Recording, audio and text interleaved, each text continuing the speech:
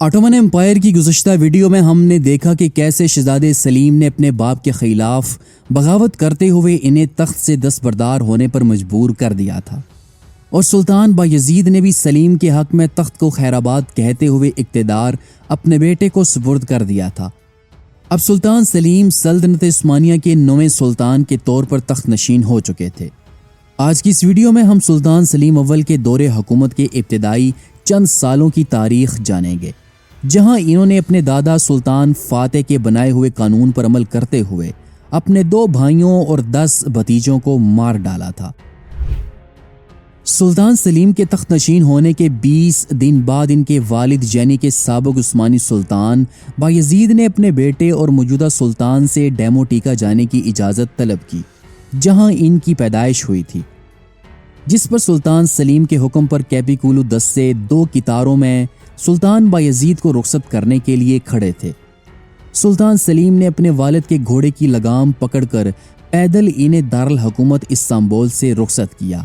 جس پر سابق عثمانی سلطان بایزید نے اپنے بیٹے سلیم کو دعائیں دیں۔ سلطان سلیم نے اپنے والد بایزید کا ہاتھ چوم کر انہیں رخصت کر دیا، لیکن اس سے پہلے کہ سلطان بایزید ڈیموٹیکا پہنچتے کہ استنبول سے روانہ ہونے کے چند دن بعد جنوب مشرق میں ایک گاؤں کے قریب ان کی طبیعت زیادہ خراب ہونے کی وجہ سے ان کی وفات ہو گئی۔ جس وقت سلطان سلیم تخت نشین ہوئے تھے تو ان کے دونوں بڑے بھائی کرکوت اور احمد ایشیائے کوچک یعنی کہ اناطولیہ کے 2 صوبوں کے حاکم تھے۔ ان دونوں بھائیوں اور بھتیجوں سمیت کل 9 شہزادے تھے۔ سلطان سلیم اپنے ان بھتیجوں اور بھائیوں سے بالکل بھی مطمئن نہیں تھے، کیونکہ کسی بھی وقت کوئی بھی عثمانی شہزادہ ان کے خلاف بغاوت کر سکتا تھا۔ سلطان سلیم کے اپنے بھائیوں کے بارے میں جو خدشات تھے وہ بالکل صحیح ثابت ہوئے، کیونکہ اس دوران شہزادہ احمد جو کہ سلطان سلیم کا بڑا بھائی تھا، اس نے اماسیہ میں بھائی کے خلاف بغاوت شروع کر دی،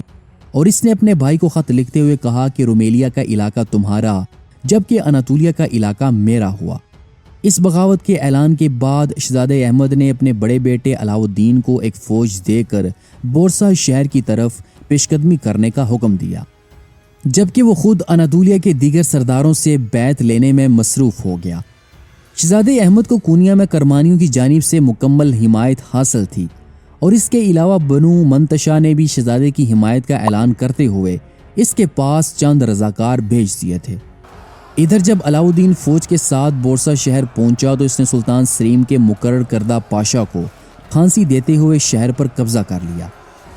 جب بورسا شہر کے چھن جانے کی خبر سلطان سلیم تک پہنچی تو انہوں نے بغاوت کو کچلنے کے لیے سخت ترین اقدامات کیے۔ انہوں نے جس قدر ممکن ہو سکتا تھا یورپ کی افواج کو جلد از جلد دارالحکومت استنبول میں جمع ہونے کا حکم دیا، اور جب فوج استنبول میں جمع ہو گئی تو سلطان سلیم نے اپنے بڑے بیٹے شہزادے سلیمان کو ضلعی گورنر کے طور پر چھوڑتے ہوئے اس نے 70,000 کی فوج کے ساتھ وہ استنبول سے روانہ ہوئے۔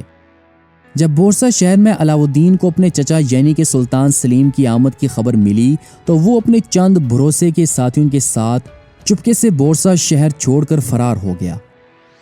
اور جب سلطان سلیم اپنے لشکر کے ساتھ انقرہ پہنچے تو احمد وہاں سے بھاگ نکلا،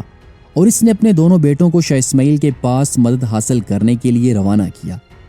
سلطان سلیم نے اپنے بڑے بھائی شہزادے احمد کو اماسیہ کی گورنری سے برطرف کرتے ہوئے اس کی جگہ مصطفیٰ بے کو اماسیہ کا گورنر مقرر کر دیا تھا۔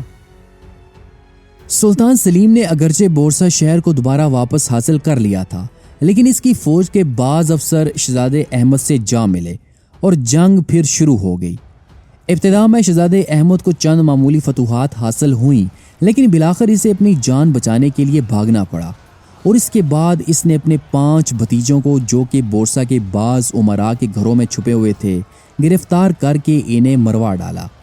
یہ شہزادے اس کے مرحوم بھائیوں شہنشاہ شاہ عالم اور محمود جو کہ سلطان بایزید کی زندگی میں ہی وفات پا چکا تھا کی اولاد تھے۔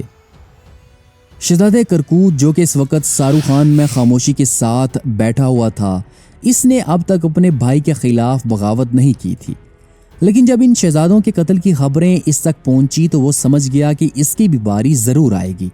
اس لیے وہ بھی اب اپنی جان کی حفاظت کا سامان کرنے لگا اور اس نے عثمانی اسٹیبلشمنٹ یعنی کہ ینیچری کو اپنا طرفدار بنانے کی کوشش شروع کر دی۔ سلطان سلیم نے شہزادے کرکوت کو احکامات جاری کیے کہ وہ اپنے پاس موجود فوج کو ختم کر دے، جس پر شہزادے کرکوت نے سلیم کی اطاعت کرتے ہوئے اسے یقین دہانی کروائی کہ وہ اپنے بھائی کے خلاف کوئی ایسا اقدام نہیں کرے گا جس سے بغاوت کا اندیشہ ہو۔ لیکن پس پردہ شہزادہ کرکوت جنگ کی تیاریوں میں مصروف تھا۔ سلطان سلیم کو شبہ تھا کہ اس کا یہ بھائی بھی بڑے بھائی کی طرح اس کے خلاف بغاوت کرے گا، اور اس یقین دہانی کے لیے اس نے ایک چال چلی۔ سلطان سلیم نے اپنے ماتحت کئی ایک پاشاؤں کو حکم دیا کہ وہ شہزادہ کرکوت کو خفیہ خط لکھیں، جس کا متن کچھ اس طرح ہو کہ وہ موجودہ سلطان سے ناخوش ہیں اور وہ کرکوت کو تخت پر دیکھنا چاہتے ہیں، اور ان تمام پاشاؤں نے شہزادہ کرکوت کو اپنی حمایت کا یقین بھی دلایا، جس پر شہزادہ کرکوت نے ان تمام پاشاؤں کو مثبت جوابات دیے۔ اب سلطان سلیم کو یقین ہو گیا تھا کہ اس کا یہ بھائی بھی اس کے خلاف بغاوت کرے گا۔ چنانچہ ایک روز سلطان سلیم انتہائی خاموشی کے ساتھ شکار کا بہانہ کر کے 10,000 سواروں کے ساتھ کرکوت کی حکومت میں داخل ہوئے اور اسے گرفتار کرنا چاہا، لیکن کرکوت بھاگا اور جلد پکڑ لیا گیا۔ سلطان سلیم نے سنان نامی ایک افسر کو اس کے پاس یہ پیغام دے کر بھیجا کہ مرنے کے لیے فوراً تیار ہو جاؤ۔ رات کا وقت تھا اور کرکوت سو رہا تھا۔ سنان نے اس کو بیدار کر کے سلطان سلیم کا حکم سنایا۔ کرکوت نے صرف 1 گھنٹے کی مہلت مانگی۔ اس فرصت میں اس نے اپنی بے کسی کی موت پر ایک طویل خط اپنے بھائی سلیم کے نام لکھا، جس میں اس کی بے رحمی کی شکایت کی۔ اس کے بعد اس نے اپنی گردن جلاد کے حوالے کر دی۔ سلطان سلیم نے جب یہ خط پڑھا، جو کہ حقیقتاً ایک نہایت دردناک مرثیہ تھا، تو سلطان سلیم بہت روئے اور انہیں اس قدر صدمہ ہوا کہ 3 روز تک خود بھی ماتم کرتے رہے اور تمام سلطنت کو بھی ماتم کا حکم دیا۔ جن ترکمانوں نے کرکوت کے چھپنے کی جگہ کا پتہ بتایا، وہ اب انعام کے لیے سلطان سلیم کے حضور حاضر ہوئے، جس پر سلطان نے ان سب کو قتل کرا دیا۔ یوں 12 مارچ 1513 عیسوی کو سلطان سلیم نے اپنے پہلے باغی بھائی کی بغاوت کو ختم کرتے ہوئے اپنے تخت کو کسی حد تک مضبوط کر لیا تھا، اور اب شہزادے احمد کے علاوہ تخت کا دعویدار کوئی نہیں بچا تھا۔ دوسری جانب شہزادے احمد نے صفیوں اور مملوکوں سے فوجی مدد حاصل کر لی تھی۔ اس دوران سلطان سلیم نے وہی چال چلی جو اس نے اپنے دوسرے بھائی شہزادے کرکوت کے ساتھ چلی تھی۔ اس نے اپنے بادشاہوں کو خفیہ طور پر شہزادے احمد کے ساتھ خط و کتابت کا حکم دیا، جس میں باغی شہزادے کو تخت نشین ہونے کی دعوت اور اسے پوری حمایت کا یقین دلایا گیا، یہاں تک کہ ان پاشاؤں نے شہزادے احمد کو اس حد تک یقین دلایا کہ اگر میدان جنگ میں دونوں بھائیوں کی جنگ ہو تو وہ سلطان سلیم کو گرفتار کر کے شہزادے احمد کو تخت نشین کر دیں گے۔ یوں ان خطوط کی وجہ سے شہزادے احمد نے یقین کر لیا کہ اب اسے تخت حاصل کرنے کے لیے صرف ایک آخری جنگ لڑنی ہوگی۔ اس نے فوراً ایک فوج اپنی کمان میں اماسیہ میں جمع کی اور وہ اماسیہ شہر سے روانہ ہوا۔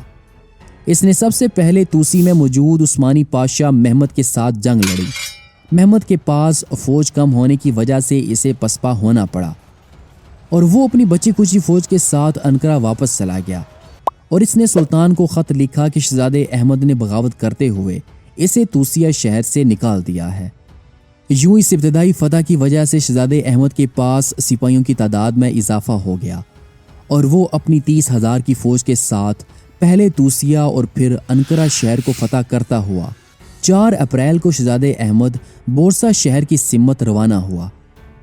تقریباً 11 دن کی مسلسل پیش قدمی کے بعد مارچ کے آخر میں دونوں بھائیوں کی فوجیں یعنی شہر کے میدان میں آمنے سامنے ہوئیں۔ یہاں میدان جنگ میں شہزادے احمد نے اندازہ لگایا کہ سلطان سلیم کی جانب سے نہ تو کوئی بغاوت ہوئی ہے اور نہ ہی فوج اس کے لشکر میں آ کر شامل ہوئی ہے، جس پر اسے معلوم ہو گیا کہ اسے بھیجے گئے تمام خطوط جعلی تھے، اور یہ کہ وہ اب ایک ایسی جنگ میں داخل ہو گیا ہے جس میں اب واپسی ناممکن ہے۔ دونوں بھائیوں کے درمیان گھمسان کی جنگ ہوئی۔ جنگ کی ابتدا میں شہزادے احمد کو کامیابی حاصل ہوئی، لیکن سلطان سلیم نے ابھی اپنا آخری پتہ نہیں کھیلا تھا۔ ہوا دراصل کچھ یوں تھا کہ سلطان سلیم نے جنگ شروع ہونے سے پہلے کریمیا کے گھڑ سواروں کا ایک دستہ پہاڑ کی عقب میں گھات لگانے کے لیے چھپایا ہوا تھا۔ جب جنگ اپنے زوروں پر تھی اور سلطان سلیم کی فوج پسپائی اختیار کرتے ہوئے اپنے کیمپ کی طرف جا پہنچی تھی، تو شہزادے احمد کی فوج اس کا تعاقب کرتے ہوئے اپنے مرکز سے کافی دور آ گئی تھی، جس پر سلطان سلیم نے اپنے ان گھڑسواروں کو حملے کا حکم دیا اور ان گھڑسواروں نے برق رفتاری کے ساتھ باغی شہزادے کی فوج کے عقب پر حملہ کر دیا۔ یہاں شہزادے احمد کو احساس ہوا کہ اس نے کتنی بڑی غلطی کر دی ہے، لیکن اب واپسی کے تمام راستے بند ہو چکے تھے۔ سلطان سلیم کی فوج نے چاروں اطراف سے شہزادے احمد کی فوج کو گھیر لیا تھا اور یوں یہ فوج محصور ہو کر رہ گئی تھی۔ شہزادے احمد نے صورتحال کو بھانپتے ہوئے بھاگنے کی کوشش کی، لیکن اس پسپائی کے دوران اس کا گھوڑا لڑکھڑا کر زمین پر گر گیا اور بنو ذو القدر کے سردار احمد پاشا نے فوراً آگے بڑھ کر باغی شہزادے کو گرفتار کر لیا۔ شہزادے احمد نے پکڑے جانے کے بعد اپنے بھائی سلطان سلیم سے ملنے کی خواہش ظاہر کی، لیکن اسے اس کی اجازت نہ دی گئی اور اس کا گلا گھونٹ کر اسے مار دیا گیا۔ مرنے سے پہلے اس نے اپنی انگوٹھی اتار کر اپنے بھائی سلیم کو بطور یادگار کے دے دی، اور جب اس کی لاش سلطان سلیم کے خیمے میں لائی گئی تو سلطان اپنے اس بھائی کی موت پر بے حد روئے اور انہوں نے بورسا میں اپنے بھائی کو باقی عثمانی خاندان کے ساتھ دفن کر دیا۔ شہزادے احمد کے بچ جانے والے 4 بیٹوں میں سے 2 مصر اور باقی 2 صفوی سلطنت کی سرزمین میں فرار ہو گئے تھے، اور یوں سلطان سلیم اول نے اپنی حکومت کی ابتدائی چند سالوں میں خانہ جنگی کا مکمل طور پر خاتمہ کر دیا تھا، جس کے بعد اب اس کی نظریں یورپ کی بجائے ایشیا پر تھیں۔ انشاءاللہ ہم اپنی اگلی ویڈیو میں سلطان سلیم اور صفوی سلطنت کے حکمران شاہ اسماعیل صفوی کے درمیان ہونے والی خونریز جنگ چالدران کا بھی ذکر کریں گے، جس میں فتح کے بعد سلطان سلیم نے صفویوں کی طاقت کو توڑ دیا تھا